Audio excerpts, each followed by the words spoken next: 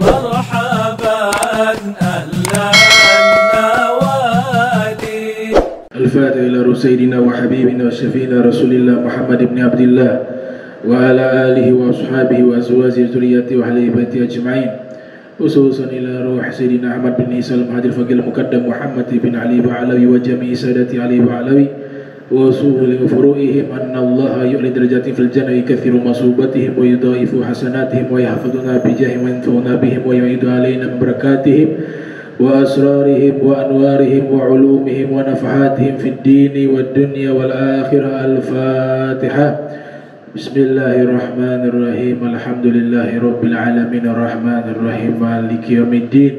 إياك نعبد وإياك نستعين. اهدنا الصراط المستقيم صراط الذين أنعمت عليهم غير المغضوب عليهم ولا الضالين آمين. السلام عليكم ورحمة الله وبركاته.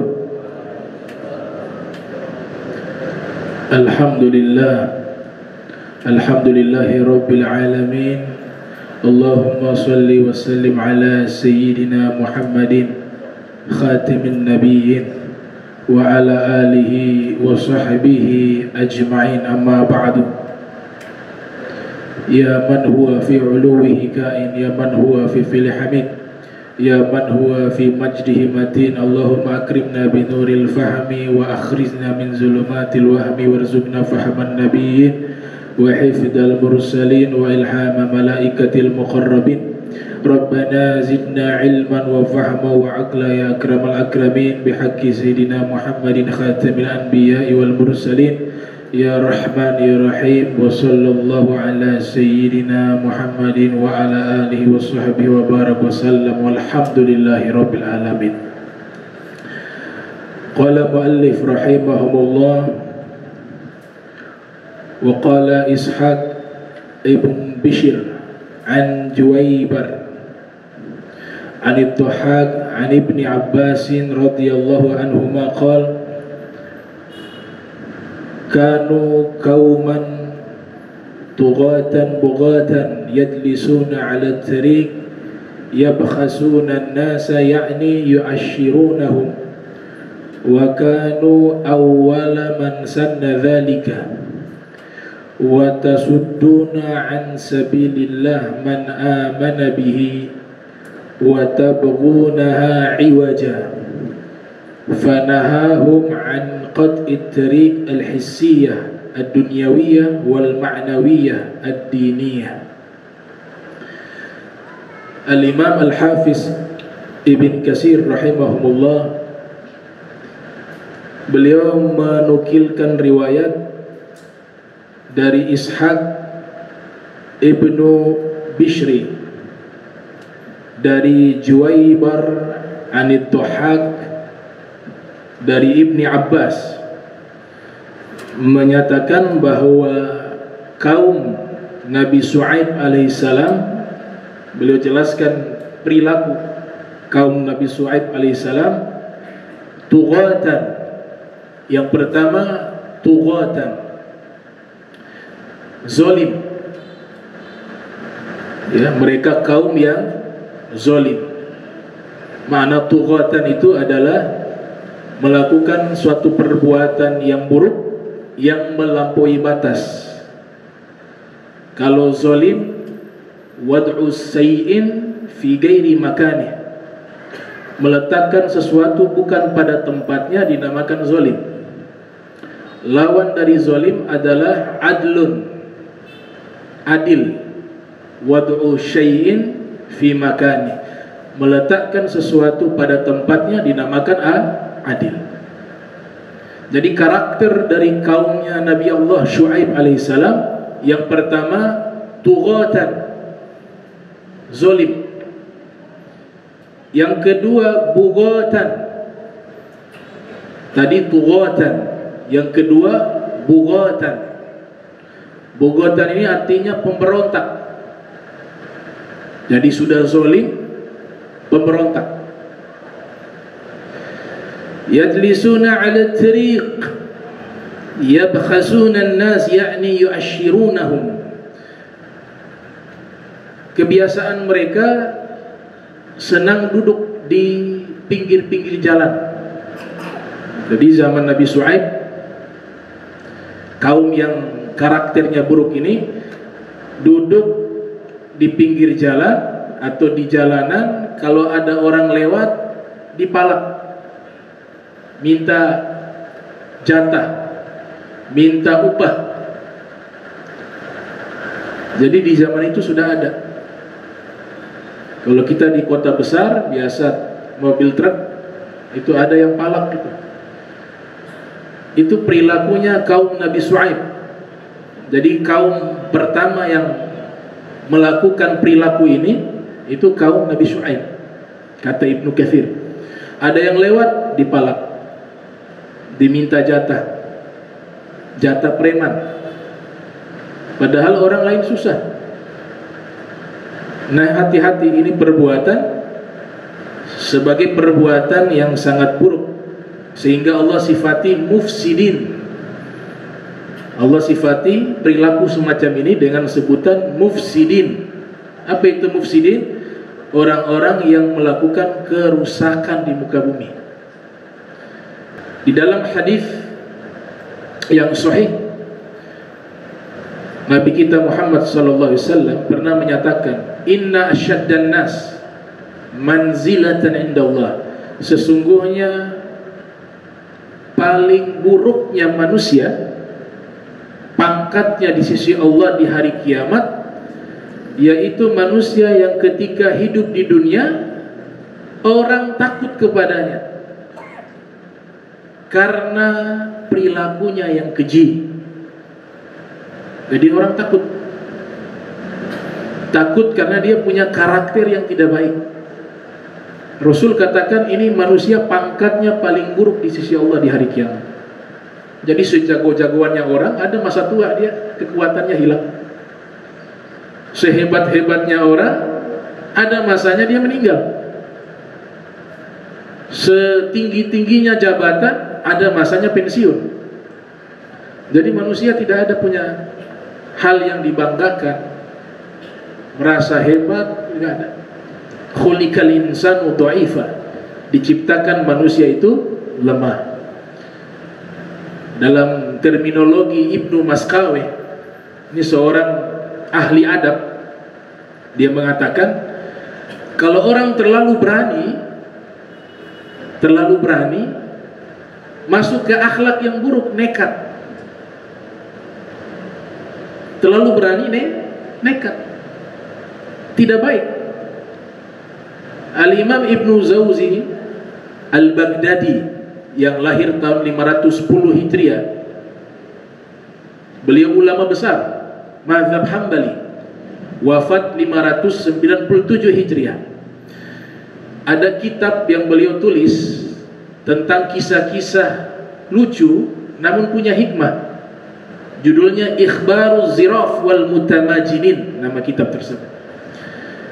Di dalam kitab tersebut diceritakan bagaimana keberanian jika tidak ditata dan diletakkan pada tempatnya, maka sifat mulia keberanian ini menjadi buruk.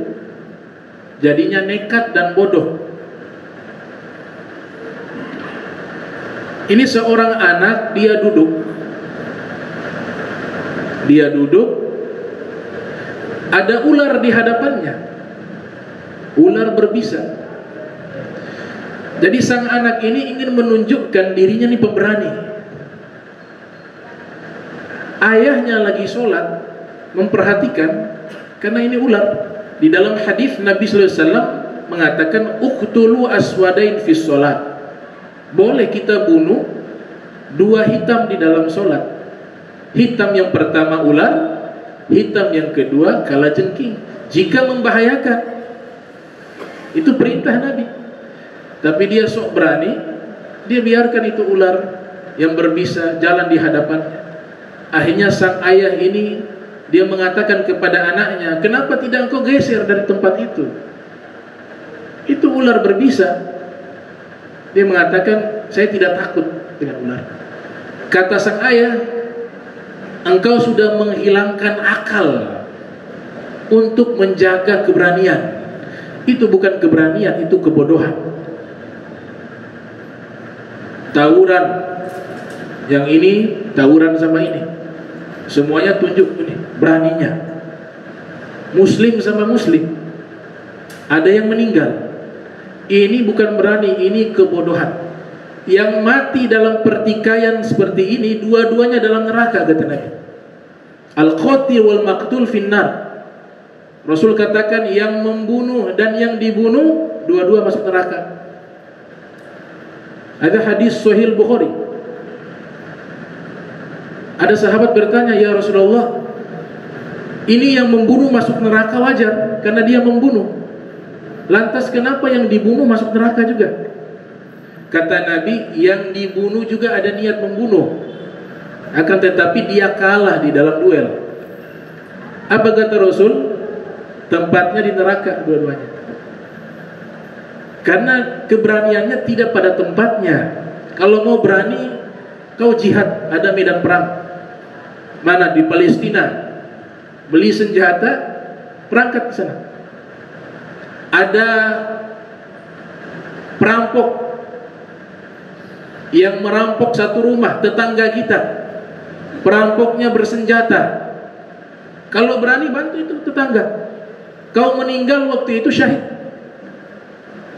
Membela diri, ada perampok syahid. Membantu orang yang dizolimi, teraniaya, mau dibunuh, kau bantu dia, syahid. Membela agama dalam jihad fisabilillah yang benar, syahid. Itu yang namanya berani. Tapi kalau membuang nyawa sia-sia, kemudian tempatnya di neraka, itu namanya kekonyolan, kebodohan. Jadi jangan semua emosi diikuti. Marah itu ada yang mulia, ada yang tercela. Ya, kita hidup satu kali. Jadi Nabi sudah memberikan. Di dunia ini yang kita percaya omongan seorang manusia 100% kita percaya hanya Nabi Muhammad. Nabi Muhammad mengatakan, "Izal taqa muslimani bisayfaihima." Kalau dua orang muslim bertemu, dua-duanya membawa pedang, maka yang membunuh dan yang terbunuh tempatnya di dalam neraka. Adapun orang zalim yang membunuh saudaranya, ada konsekuensi. Kalau dalam Islam itu bagus sebenarnya. Dalam Islam itu dikisos, nyawa dibayarnya nyawa. Bahkan sunnahnya ditampilkan di hadapan orang beriman yang sudah balik. Jadi proses kisos itu anjuran di dalam Al-Quran, dalam hadis, agar orang muslim hadir menyaksikan bagaimana itu proses kisos. Tujuannya satu, agar menjadi pelajaran bagi orang yang hidup, bahwa jika kau menghilangkan nyawa seseorang, konsekuensinya engkau akan dihukum mati. Hilang itu kriminal. Kami di Hadramaut, di Kota Tarim. Kota Tarim, kota yang berkah, kotanya kaum solehin, kotanya para habaib, para zurriyah Rasul, kotanya Wali Songo, leluhur Wali Songo di tempat tersebut. Kami ketika belajar di situ, ketika azan berkumandang, yang punya toko emas ditinggalkan tokonya terbuka, mereka sholat. Seluruh toko sepi, semuanya ke masjid. Balik ke toko, gak ada yang hilang. Tidak ada yang hilang. Satu kotanya itu, satu kampungnya itu, rumahnya para ulama yang duduk di pinggir jalan membawa kitab. Jadi di pinggir jalan mereka duduk itu sambil mengkaji ilmu, mengkaji kitab fikih, Minhajut Talibin. Yang di pasar, masuk ke pasar, diingatkan salawat kepada Nabi, sallu ala Nabi, Allahumma sholli wa sallim. Penjual tomat di sampingnya Al-Quran, di sampingnya kitab fikih. Ada konsumen datang dilayani, konsumen pergi, mereka mengulang hafalan karena rata-rata hafal Al-Quran. Itu di pasarnya. Ketika azan, semuanya yang berdagang pergi ke masjid sholat, dibiarkan dagangannya, tidak ada yang ganggu, tidak ada yang mencuri. Gak ada kriminal di Kota Tarim. Sampai pernah seorang hakim berpuluh-puluh tahun gak ada kasus yang masuk. Sengketa tidak ada, masalah hukum tidak ada. Akhirnya sang hakim yang soleh ini setiap malam sholat tahajud doa kepada Allah, ya Allah tolong berikan saya satu kasus saja. Satu kasus. Saya merasa tidak enak tiap bulan dapat gaji tapi tidak kerja. Hakimnya nganggur, gak ada masalah itu kota. Sampai doanya minta satu kasus. Paling gak seumur hidup saya menjabat sebagai hakim, ada satu kasus. Karena setiap bulan saya dapat gaji. Doanya diijabah oleh Allah. Puluhan tahun, bayangkan. Puluhan tahun tidak ada kasus.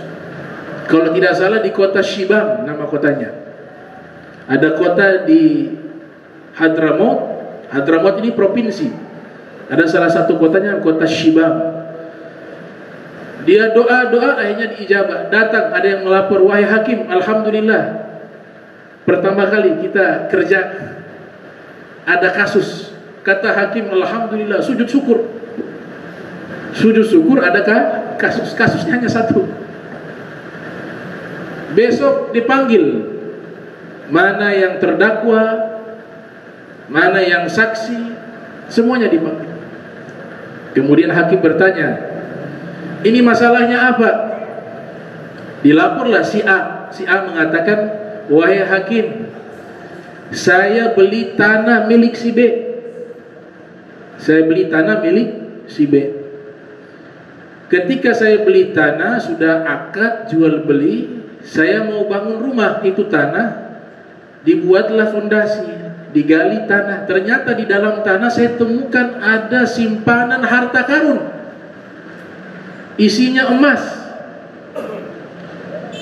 Maka saya membawa peti yang berisikan emas yang saya temukan di dalam tanah ke rumah pemilik tanah, ke rumah si B. Kemudian saya katakan, wahai si B, ini emas milikmu. Kata si B mengatakan, saya tidak punya ini. Dari mana kau dapat? Saya dapat dari tanah yang aku beli kepadamu. Aku gali, ternyata di situ ada peti emas. Apa kata si B? Enggak, engkau sudah beli, itu jadi haknya engkau. Kau beli tanah, sekaligus yang di dalam tanah jadi milikmu. Tidak, saya hanya beli tanah, ini bukan milik saya. Jadi berkelahinya begitu. Berkelahinya begitu. Kata si hakim, ya Allah, ini saya minta kasus yang benaran ini. Kenapa kasus seperti ini? Jadi tolak menolak, karena mereka takut kepada hukumnya Allah Subhanahu wa ta'ala. Wallahu alam kalau di tempat kita itu, ya, bisa saling bunuh gara-gara ini emas. Bisa saling bunuh, bisa putus silaturahmi sesama saudara gara-gara warisan, bisa racun orang gara-gara harta. Beda dengan orang-orang yang mengenal ajaran Nabi Muhammad. Hakim pusing, sudah begini, punya anak? Si A mengatakan, iya saya punya anak laki-laki. Si B, kau punya anak? Iya punya anak perempuan. Sudah nikah belum? Belum nikah. Nikahkan kedua anak kalian, kemudian berikanlah harta itu kepada mereka. Akhirnya kedua pihak tersebut terima itu. Makanya ini kota Tarim, saudara-saudara sekalian, Sayyidina Abu Bakar Siddiq sudah mendoakan kota Tarim dengan dua doa. Di masa khilafah Sayyidina Abu Bakar Siddiq, beliau kan memimpin selama 2 tahun. Ketika Nabi wafat, di Jazirah Arab banyak orang murtad, keluar dari Islam banyak. Mereka berpikir Rasulullah sudah meninggal, sudah. Sebagian lainnya mau menerima agama Islam, tapi zakat jangan diwajibkan, sholat saja boleh, zakat jangan. Semua negeri di Jazirah Arab murtad, karena Islam waktu itu hanya di sekitar Jazirah Arab dan wilayah Syam. Berangkatlah utusan sahabat Nabi berangkat ke Yaman memerangi orang-orang yang murtad. Cuma ada satu kota yang penduduk mereka tidak ada satupun yang murtad waktu itu, yaitu kota Tarim. Berita ini disampaikan kepada Sayyidina Abu Bakar Siddiq. Kemudian Sayyidina Abu Bakar berdoa dengan dua doa. Ya Allah, berkahilah air di kota Tarim. Itu kota gak ada pohon. Kalau musim panas bisa sampai hampir 50 derajat Celcius musim panasnya. Kita tidak terbiasa dengan cuaca ekstrim seperti itu, baru sampai keluar darah dari hidung. Saking panasnya keringat tidak keluar. Karena keringat kering. Kulit kita garuk ada seperti bekas luka. Kita pakai itu ya semacam obat ya, mengusap kulit. Tapi airnya di dalam batu, di dalam gunung-gunung yang batu itu keluar air. Itu dibuat tempat-tempat khusus di pinggir jalan air minum. Karena kalau di sana berjalan hanya beberapa menit haus lagi. Sudah disediakan air. Bahkan air untuk hewan juga ada. Nah, itu keberkahan doanya Sayyidina Abu Bakar Siddiq, terbukti sampai sekarang. Air berlimpah. Yang kedua, beliau berdoa, an yaksura fiha as-solihun. Ya Allah, perbanyaklah orang-orang soleh di negeri tersebut. Itu negeri, kalau kita pergi di satu tempat perkampungan ulama di kota Tarim, mencari rumah yang bukan ulama susah. Ini ulama ahli tafsir, ini ahli tasawuf, ini ahli fikih, ini sampai hari ini televisi, siaran televisi ada di sana. Mereka terima itu televisi.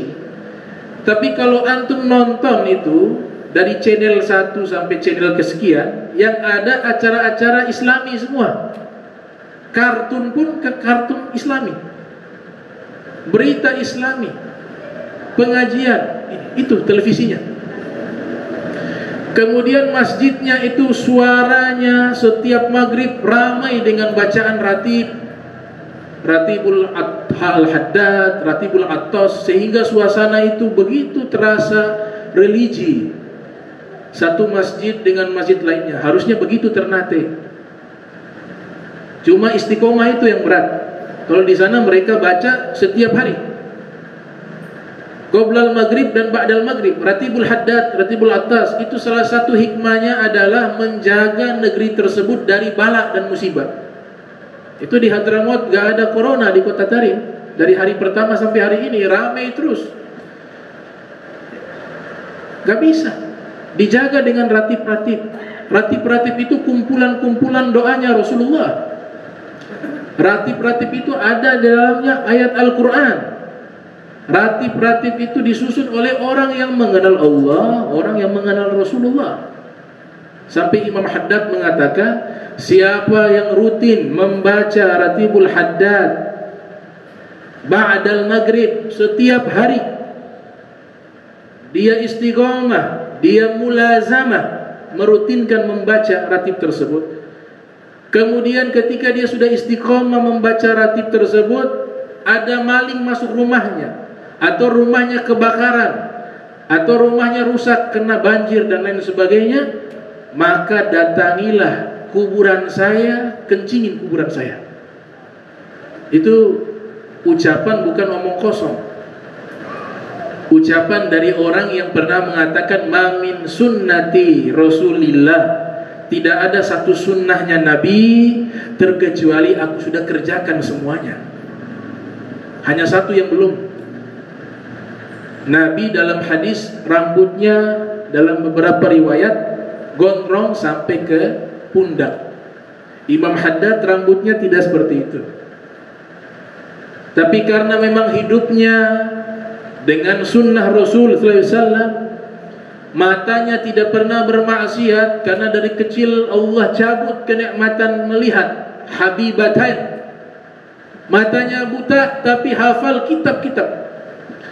Dari kecil sholat dari usia kecil sholat sunat 700 rakaat. Murid-muridnya menjadi ulama, menjadi aulia. Semua sunnah dikerjakan kecuali satu sunnah. Rambut Nabi, rambutnya pernah panjang sampai ke bahu. Tapi karena beliau sudah hidup dengan sunnah, waktu beliau wafat rambutnya tumbuh.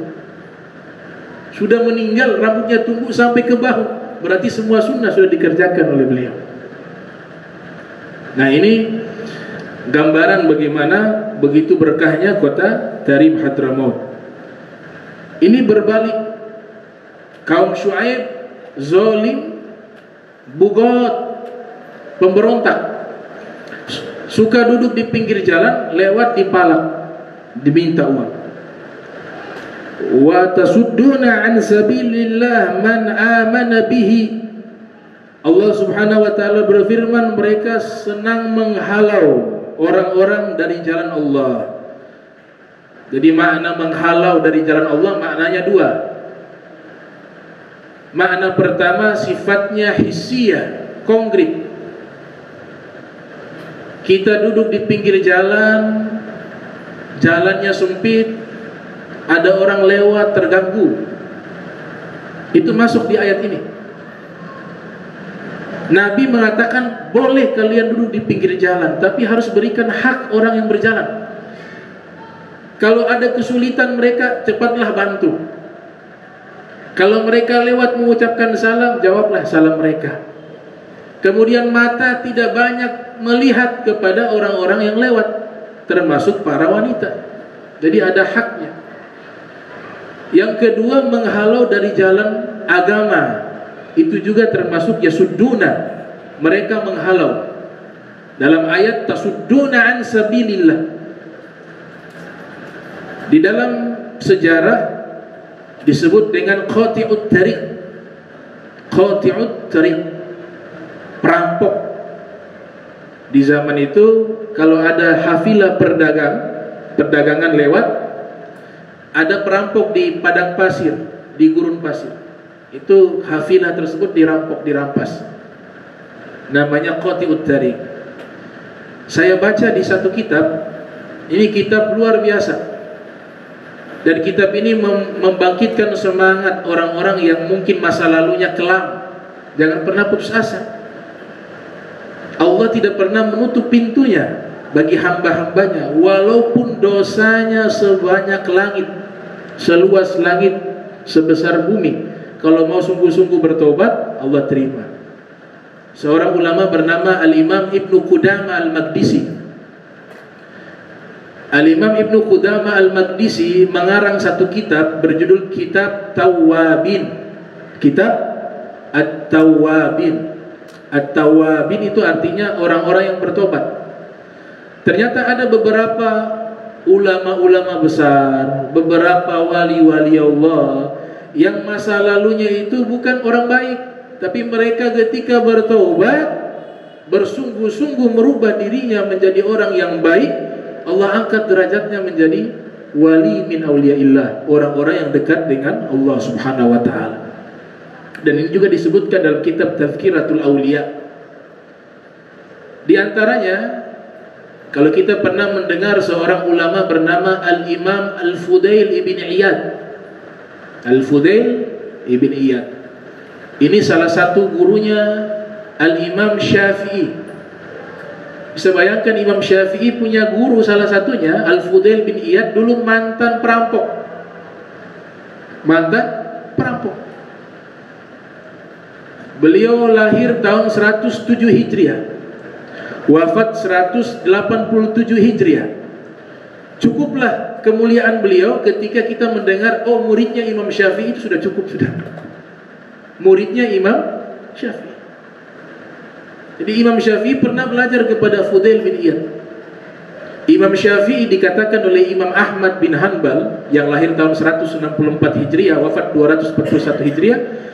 Al-Imam Syafi'i kasyams lid dunya wal afiyati linnas. Imam Syafi'i itu bagaikan matahari yang menerangi dunia dan bagaikan obat bagi penyakit manusia. Fudail bin Iyad Di masa lampaunya beliau itu sebagai kepala perampok di wilayah Khurasan. Sampai pada akhirnya dia melihat ada seorang wanita pergi di tempat pemandian. Niat dalam hati ingin mengintip wanita tersebut mandi. Dia naik di atas pagar. Ketika dia naik di atas pagar, niat mau mengintip, terdengar ada yang membaca firman Allah Subhanahu wa taala, surat Al-Hadid. Alam ya'ni lilladzina amanu an takhsha'a qulubuhum li dzikrillah. Kapan lagi orang-orang yang beriman hati mereka khusyuk mengingat Allah? Ayat itu saja yang dibaca. Fudail bin Iyad mendengar itu firman, ternyata beliau mendengar bukan hanya dengan telinganya, tapi dengan hatinya. Masuk ke dalam hatinya itu firman, dia mengatakan, Al-an ya Rabb, waktunya sekarang ya Allah, saya akan khusyuk mengingat dirimu. Dia batalkan niat mengintip wanita cantik tersebut. Dia turun dari pagar, dia pergi kepada para ulama, belajar, dan dia bertobat. Allah angkat derajatnya menjadi seorang wali, ulama besar. Imam Az-Zahabi menyatakan beliau adalah al-imam dalam kitab Syiaru A'lami Nubala, al-imam, al-qudwah, al-thabat, syekhul Islam. Al-Fudail bin Iyad adalah seorang imam, seorang qudwah, panutan. Kemudian al-thabat, orang yang sangat teguh memegang hukum Allah. Syekhul Islam, guru besar di dalam agama Islam. Mantan perampok berubah menjadi wali. Ada juga ulama namanya Daud At-Ta'i. Daud At-Ta'i ini wafat pada tahun 156 Hijriah. Daud At-Ta'i atau 165 Hijriah, saya lupa tepatnya. Beliau belajar kepada Abu Hanifah. Jadi dulunya ini hidupnya foya-foya, gak kenal agama, tidak kenal itu ilmu, tidak kenal itu ibadah. Lewat di satu kuburan, ada wanita, keluarganya meninggal dunia. Wanita ini mengubah syair tentang alam kubur, tentang kematian. Ternyata syair itu masuk ke dalam hatinya. Setelah itu dia pergi kepada Imam Abu Hanifah, menyatakan dirinya ingin bertobat menjadi orang baik. Maka mulazamah, dia ikuti Abu Hanifah sampai akhirnya Allah angkat menjadi wali. Al-Imam Al-Faqih, beliau seorang imam, seorang ahli fikih. Al-Qudwah Az-Zahid, panutan dan orang zuhud terhadap dunia.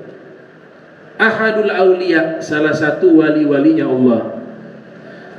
Yang berikutnya ada bernama Malik bin Dinar. Nah, Malik bin Dinar ini dulu preman. Jadi sama seperti yang diriwayatkan oleh Ibnu Katsir. Di pasar sering palakin, minta jatah. Malamnya habis dengan mabuk-mabukan. Malik bin Dinar masuk ke derajat tabi'in. Beliau belajar kepada sahabat Nabi, kepada tabi'in. Wafat pada tahun 130 Hijriah. Akhirnya menikah dengan seorang wanita. Allah karuniakan anak perempuan, diberikan nama Fatimah. Ketika anak perempuan itu lahir, Malik bin Dinar ingin merubah dirinya menjadi orang baik. Jadi ketika dia minum, anaknya Fatimah ini selalu menumpahkan khomarnya, ditumpahkan. Abah jangan minum ini, ditumpahkan. Jadi memang Allah berikan hidayah lewat putrinya. Nah, ini banyak terjadi. Kadangkala ada orang masa lalunya tidak baik, tapi ketika punya anak dia berubah. Banyak seperti itu. Ternyata Malik bin Dinar juga sama. Maka dia berubah menjadi orang baik karena putrinya Fatimah. Usia 2 tahun itu anak ini meninggal. Lagi cinta-cintanya, lagi sayang-sayangnya kepada Fatimah, jadi baik gara-gara Fatimah. Usia 2 tahun apa 3 tahun Allah cabut nyawa Fatimah, meninggal dunia. Frustasi, istrinya diceraikan, kembali ke masa lampau, bahkan lebih buruk dari masa lampau, lebih buruk. Mabuk-mabukan lagi, tidak sholat lagi, zolimi orang lagi. Sampai pada satu hari dia dalam keadaan mabuk, tidur di pinggir jalan, bermimpi hari kiamat terjadi. Itu di dalam Al-Quran. Ini musim-musim seperti ini kita lihat tuh ada hewan namanya apa? Laron ya. Kalau ada cahaya lihat bagaimana dia berkumpul. Tapi gak jelas dia mau kemana. Putar, jatuh mati. Allah menganalogikan, mengumpamakan hari kiamat keadaan manusia sama seperti laron. Dia bingung, lari ke sana kemari bingung. Mau lari ke sana salah, ke sini salah. Al-qari'atu mal qari'ah wa mal adraka mal qari'ah. Yauma yakunun nasu kal farathil mabthuth. Itu kal faras itu artinya laron. Di hari kiamat manusia-manusia itu seperti laron, bertebaran bingung, entah kemana tujuannya. Jangankan hari kiamat, gempa bumi saja lari, bingung. Kadang anak ditinggal juga, kadang tidak berpakaian dia lari, takut. Itu masih gempa. Hari kiamat jauh lebih dahsyat daripada itu. Kal farasil mabthuth. Makanya Malik bin Dinar ketika dia tidur, dia bermimpi hari kiamat terjadi. Dia dikejar oleh ular yang sangat besar. Larilah ini Malik bin Dinar, dikejar sama ular. Sampai di satu tempat ada orang tua pakaian putih. Malik bin Dinar minta tolong kepada orang tua tersebut, tolong bantu saya dikejar oleh ular. Kata orang tua, saya tidak bisa tolong kamu, saya sudah tua, tidak punya tenaga. Kamu naik lagi di atas bukit, di sana mungkin ada pertolongan. Naiklah Malik bin Dinar di atas bukit. Ternyata di atas bukit ada putrinya Fatimah. Putrinya selamatkan Malik bin Dinar. Kemudian Malik bin Dinar bertanya kepada putrinya, wahai putriku, itu apa yang mengejar saya? Putrinya mengatakan, itu ular. Ular itu adalah gambaran dosa-dosamu di dunia. Kau banyak melakukan dosa wahai ayah. Engkau memperkuat itu ular gambaran dosa-dosamu.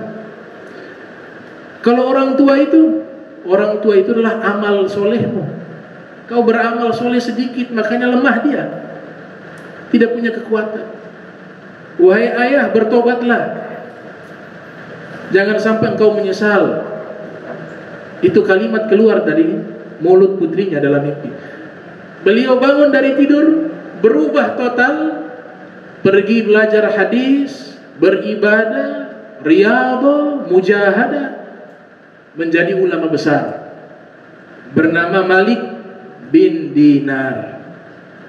Jadi banyak ya, kita gak boleh menutup pintu orang mau bertobat, gak boleh. Gak boleh memvonis orang saya lebih baik dari dia, gak boleh. Akhir kita belum tahu. Kita belum tahu akhir kita meninggal baik atau baik tidak baik, belum tahu. Gak boleh sombong dengan apapun. Rubba ma'asiyatin awrasat zilla wan kisara khairun min ta'atin awrasat izzan wastikbara.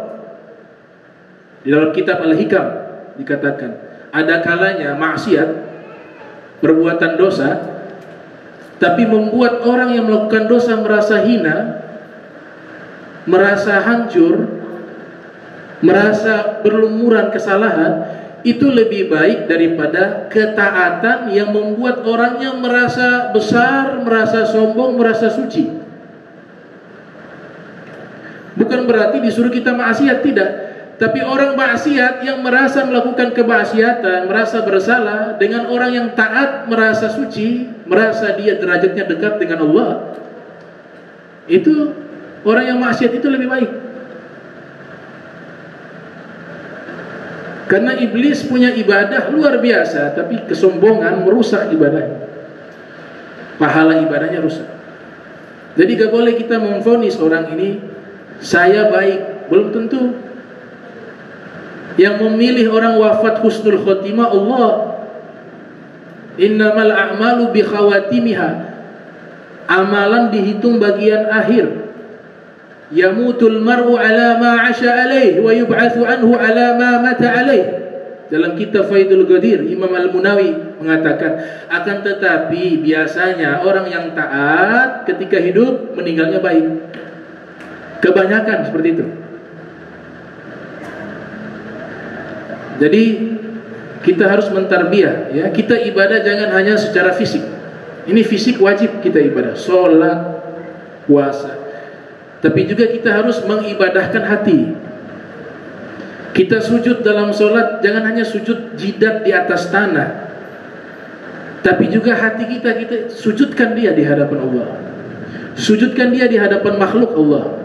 Begitu baru bisa. Kalau ini ada yang salah dalam hati, sampai meninggal kita mahjub, ada dinding tebal yang menghalangi diri kita dengan Allah. Kalau di dalam ini kotor. Makanya kalau kita lihat keramat-keramat para wali, jangan langsung mengatakan, tidak mungkin itu keramat para wali. Gak mungkin itu. Atau kita mengatakan, kita langsung cerita nih keramat para wali, tanpa kita jelaskan bagaimana perjalanan dia, bagaimana akhlaknya dia, bagaimana ilmunya dia. Makanya cara untuk menceritakan keramat para wali, sebelum menceritakan keramat para wali, kita kenalkan ini ulama ini, bagaimana sih akhlaknya, bagaimana sih ibadahnya. Kalau itu sudah kita pelajari, kita mengatakan pantas Allah muliakan dia. Contoh, ada tarekat namanya tariqah rifaiyah. Kita tahu nih ada tarekat dabus, ya, ditusuk tidak mempan. Itu tarekat rifaiyah. Makan beling, api tidak terbakar. Itu dalam tarekat mereka namanya fana. Orang yang sudah zikir, sudah terkoneksi dengan Allah, khusyuk, dia lupa yang ada di samping, sehingga tidak ada rasa sakit. Sampai seorang ilmuwan namanya Anne-Marie Schimmel, ini wanita profesor doktor Jerman, tidak mengungkapkan keislamannya secara lisan, tapi dia membela agama Islam di Jerman dengan karya-karya ilmiahnya. Pakaiannya pakaian muslimah, orang Jerman. Namanya Profesor Dr. Anne-Marie Schimmel. Dia lebih pandai dari kita, lebih pandai. Beliau hafal Al-Quran, hafal tafsir Jalalain, hafal Riyadhus Shalihin, bisa 10 bahasa. Beliau cerita tasawuf, beliau kenal Abu Yazid Al-Bustami, Imam Junaid Al-Baghdadi, beliau kenal ulama-ulama. Sejarah Nabi Muhammad beliau tahu dari Nabi belum lahir sampai meninggal dunia. Beliau mengatakan saya cinta kepada Muhammad. Tapi beliau belum mengungkapkan keislaman secara lisan. Ada buku beliau bahasa Inggris, Mystic Dimension of Islam. Mystic Dimension of Islam. Beliau mengatakan, ini studi kajian tentang ilmu tasawuf. Tarekat yang paling aneh dari semua tarekat-tarekat itu tarekat rifaiyah. Di dalam tarekat mereka, aneh dalam tanda kutip, bukan aneh yang tidak baik, ya. Mereka punya tarekat itu ada tradisi dabus tuh. Debus. Makan beling, membakar diri tidak terbakar. Itu Al-Imam Ahmad Ar-Rifai, beliau punya keramat kalau ceramah, zaman itu gak ada sound system. Tapi kalau ceramah satu kampung dengar suaranya. Murid-muridnya yang datang naik bukan kuda, bukan naik kuda, bukan naik unta. Murid-muridnya yang datang belajar kepada beliau naik singa, naik harimau. Murid-murid yang hadir di majelis beliau 100.000 orang. Dari kalangan ulama banyak, orang awam juga ada. Ada yang bertanya kepada beliau, luar biasa, engkau punya majelis besar yang hadir 100.000 orang. Dia katakan, kalau engkau menganggap demikian, saya khawatir engkau meninggal dunia dengan golongannya Haman, golongannya Fir'aun, karena engkau sudah menuduh kepada saya sebagai pemimpin. Tidak, saya tidak lebih mulia dari mereka. Mereka datang ke sini bukan karena saya, tapi karena ilmu Nabi Muhammad. Jadi mereka mentarbiyah, mereka punya hati. Itu beliau punya amalan. Nah, di sini baru kita tahu kalau keramat beliau itu wajar. Beliau punya hati sofi, bersih, suci. Beliau lewat di satu jalanan, ada anjing di pinggir jalan terlentang. Anjing ini kena penyakit kulit, baunya busuk. Setiap orang yang lewat pasti menghindar dari anjing itu. Kena penyakit lepra itu anjing. Lihat hati seorang wali. Dia katakan kepada murid-muridnya, wahai murid-muridku, kalian pergi duluan. Pergi duluan. Yang murid-murid lihat anjing itu lewat biasa. Beliau lah, lihat tuh anjing, rahmat dalam hati. Dibuat tenda untuk anjing, dibuat tenda. Kemudian beliau buat tenda khusus untuk beliau. Setiap hari beliau datang ke tempat tersebut, memandikan anjing itu dengan air hangat, diberikan obat selama 40 hari sampai anjing itu sembuh. Ada kita seperti itu? Sama kita sama beliau? Nggak sama. Seperti inilah keadaan hati para aulia. Orang-orang penyakit lepra yang matanya buta, beliau berfatwa. Beliau berfatwa, hukumnya wajib, bukan sunnah. Hukumnya fardu ainin ala kulli muslim. Hukumnya wajib bagi setiap muslim. Jika melihat ada orang penyakit lepra, ada orang buta, wajib dia tolong, bukan sunnah. Setiap hari dia pergi di tempat rumah yang mengumpulkan orang-orang penyakit kusta. Sudah sibuk mengajar, sibuk berdakwah, sibuk ibadah, tapi tiap malam datang di rumah yang mengumpulkan orang penyakit kusta. Dia sendiri yang menolongnya. Dia obati satu persatu, dia mandikan, dia bersihkan luka mereka, dan dia tidak takut terkena penyakit tertular. Baru cerita keramat wajar. Oh, pantas. Pantas. Keramat itu artinya apa? Kemuliaan dari Allah. Bagi Allah semua itu mungkin. Jadi kalau kita mengatakan keramat tidak mungkin, berarti kita meragukan kekuasaan Allah. Allah berkuasa atas segala sesuatu, apalagi kepada orang-orang yang dekat dengan Allah. Nah, keramat itu tidak bisa dicari. Memang orang-orang yang dipilih oleh Allah. Orang-orang yang punya hati seperti itu 1 juta 1 orang. 1 juta 1 orang. Jadi mereka tidak mengandalkan saja ibadah secara fisik, tapi benar-benar hati mereka itu mereka tarbiyah, mereka didik gitu. Nah, ini termasuk sufi yang besar, wali yang soleh.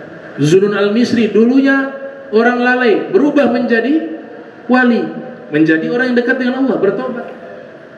Dan banyak ulama-ulama lainnya yang dahulunya mereka masa lalunya tidak baik, tapi ketika mereka berubah, bersungguh-sungguh bertobat, Allah angkat derajatnya menjadi wali Allah. Terakhir saya tutup. Ada seorang sufi ulama kelahiran tahun 179 Hijriah, namanya Bishr al-Hafi. Itu terkenal tukang mabuk, mudminul khamr, pecandu minuman keras. Udah gak kenal sholat, gak kenal ibadah. Dia jalan di satu jalan, ada kertas bertuliskan Bismillahirrahmanirrahim. Ini ceritakan dalam kitab Hilyatul Awliya wa Tabaqatul Asfiya yang disusun oleh Imam Abu Nu'aim al-Asfahani. Diinjak itu kertas, ternyata ada tulisan Allah, Bismillahirrahmanirrahim. Diambil itu kertas dalam keadaan mabuk, pegang botol, miras. Pulang ke rumah itu tulisan dia bersihkan, dia berikan wangi-wangian, kemudian dia simpan. Dia memuliakan ini nama Dia katakan ini nama yang agung, nama yang mulia. Tidur dalam keadaan mabuk. Ada orang-orang soleh di kampungnya bermimpi. Ini satu riwayatnya mengatakan demikian. Ada dua riwayat, tapi saya ambil riwayat yang kedua. Ada orang soleh di kampungnya bermimpi, ada suara dari langit mengatakan, wahai fulan, sampaikan kepada Bishr al-Hafi, qad tayyabta ismi fid dunya la utayyibanna ismaka fid dunya wal akhirah. Katakan kepada Bishr, wahai Bishr, engkau sudah mengharumkan namaku di dunia, maka saya akan harumkan namamu di dunia dan di akhirat. Ini ulama tidak tahu kejadiannya apa dengan Bishr al-Hafi. Maka dia datang temui Bishr al-Hafi, dia sampaikan, wahai Bishr, semalam saya bermimpi ada suara dari langit menyatakan engkau sudah harumkan namaku di dunia, maka saya akan harumkan namamu di dunia dan akhirat. Maka Bishr al-Hafi menyadari mungkin ini berkaitan dengan nama Allah yang beliau harumkan, beliau muliakan. Dibuang itu botol, dia katakan sekarang saya mau bertobat. Jadi imam besar. Itu Az-Zahabi sebutkan gelarnya sangat panjang. Al-Imam, Al-Alim, Al-Muhaddis, Az-Zahid, Ar-Rabbani, Al-Qudwa, Syekhul Islam. Az-Zahabi, ahli sejarah, ahli hadis. Dalam kitab Siyaru A'lamin Nublah mengatakan, Imam Bishr al-Hafi, al-Imam, al-Alim, imam besar, orang alim, muhaddis, ahli hadis, ar-Rabbani, orang pendidik, az-Zahid, zuhud terhadap dunia, al-Qudwa, panutan, Syekhul Islam, guru besar agama Islam.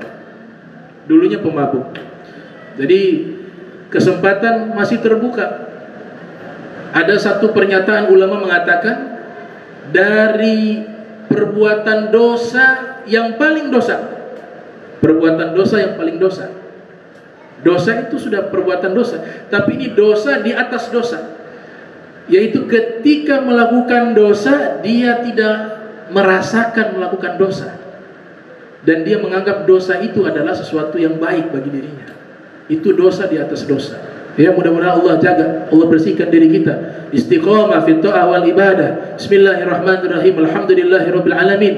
Allahumma salli wa sallim ala sayyidina Muhammadin wa ala ali sayyidina Muhammad. Allahumma jam'ana hadha jam'a marhuma wa tafarraqana min ba'di tafarraqa ma'zuma wa la tajal minna wa la minna syaqi wa la mahruma. Allahumma nathih qulubana 'ani ta'alluqi biman dunak waj'alna min qaumin tuhibbuhum wa yuhibbunak. Subhanaka bihamdika asyhadu an la ilaha illa anta astaghfiruka wa atubu ilaik. Wa sallallahu ala sayyidina Muhammadin wa ala alihi wa sahbihi wa baraka wasallam. Wa la minkum wassalamu alaikum warahmatullahi wabarakatuh.